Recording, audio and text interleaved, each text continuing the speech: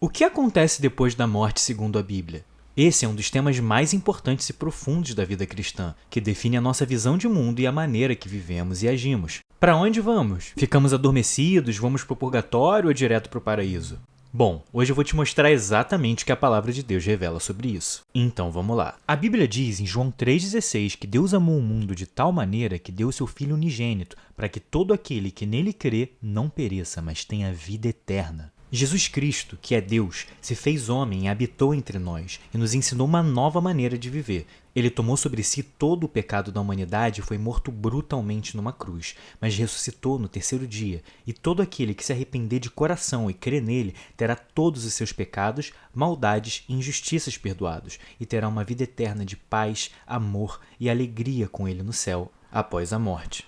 É dito na Bíblia também que Jesus vai voltar e os que morreram em Cristo vão ressuscitar num corpo espiritual imortal e incorruptível. A gente vai falar sobre isso daqui a pouco, mas primeiro vamos responder a seguinte pergunta. O que acontece com os crentes que morreram e morrem nesse período intermediário antes da volta de Jesus? Bom, vamos abrir em Lucas capítulo 23, versículo 43, onde Jesus está crucificado e o criminoso crucificado ao seu lado se arrepende de seus pecados e crê nele. E disse a Jesus: Senhor, lembra-te de mim quando entrares no teu reino. E disse-lhe Jesus: Em verdade te digo que hoje estarás comigo no paraíso.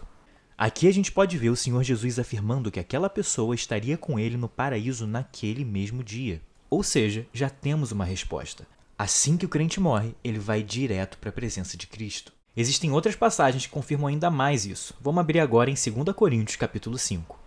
Porque sabemos que, se a nossa casa terrestre deste tabernáculo se desfizer, temos de Deus um edifício, uma casa não feita por mãos, eterna, nos céus. E, por isso, também gememos, desejando ser revestidos da nossa habitação, que é do céu. Por isso estamos sempre de bom ânimo, sabendo que, enquanto estamos no corpo, vivemos ausentes do Senhor.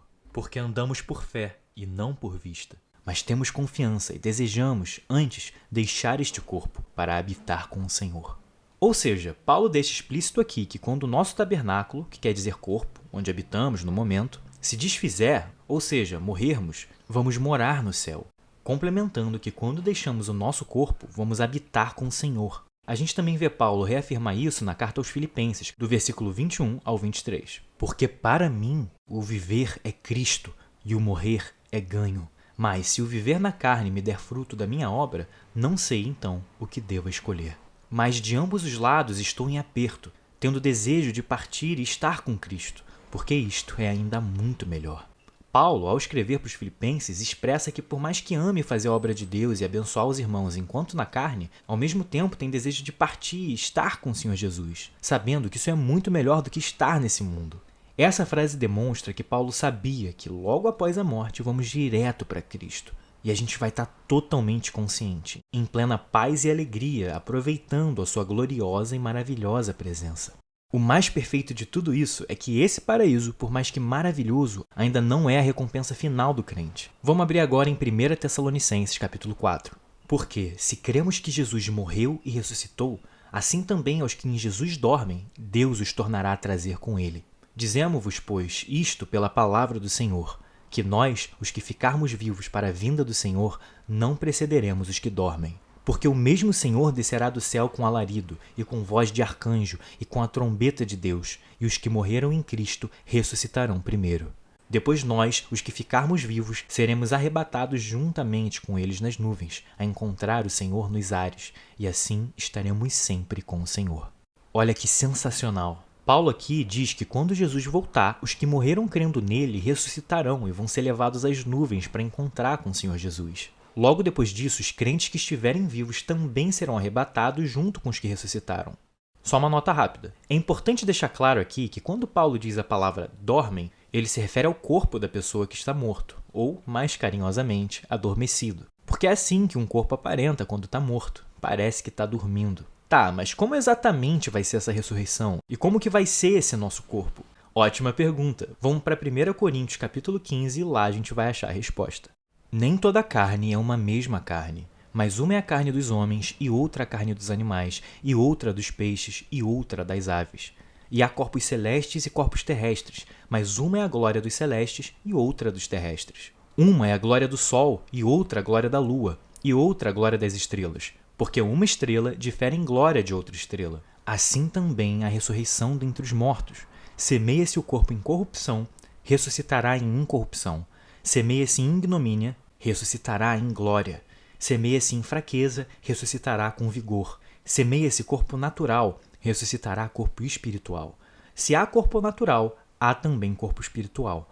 Assim também está escrito: o primeiro homem, Adão, foi feito em alma vivente, o último Adão em espírito vivificante. Mas não é primeiro o espiritual, senão o natural, depois o espiritual. O primeiro homem da terra é terreno, o segundo homem, o Senhor, é do céu.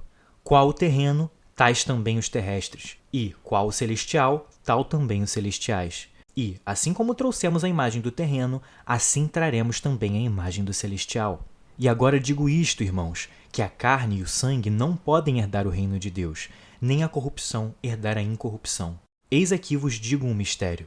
Na verdade, nem todos dormiremos, mas todos seremos transformados. Num momento, num abrir e fechar de olhos, ante a última trombeta, porque a trombeta soará, e os mortos ressuscitarão incorruptíveis, e nós seremos transformados. Porque convém que isto que é corruptível se revista da incorruptibilidade, e que isto que é mortal se revista da imortalidade. Olha que maravilhoso! Quando Jesus voltar e os mortos em Cristo ressuscitarem, seus espíritos vão retornar aos seus corpos, mas esses corpos serão totalmente transformados, glorificados e serão incorruptíveis e imortais, sem qualquer tipo de degeneração ou decadência dos nossos corpos terrenos atuais. Os crentes que estiverem vivos também vão ter seus corpos transformados e todos encontraremos com o Senhor nas nuvens. E depois disso, o que vai acontecer? Depois disso, vão acontecer vários eventos descritos no livro de Apocalipse, como o reino messiânico de Jesus na Terra por 1000 anos. Todos esses eventos levam à consequente derrota do mal no juízo final. Satanás, o anticristo, a morte e todos os que rejeitaram Cristo vão ser jogados no lago de fogo para sempre. E aqueles em Cristo vão viver em paz com o Senhor para toda a eternidade na cidade de Nova Jerusalém, em um universo e terra totalmente transformados, lugar esse que é descrito como os novos céus e a nova terra.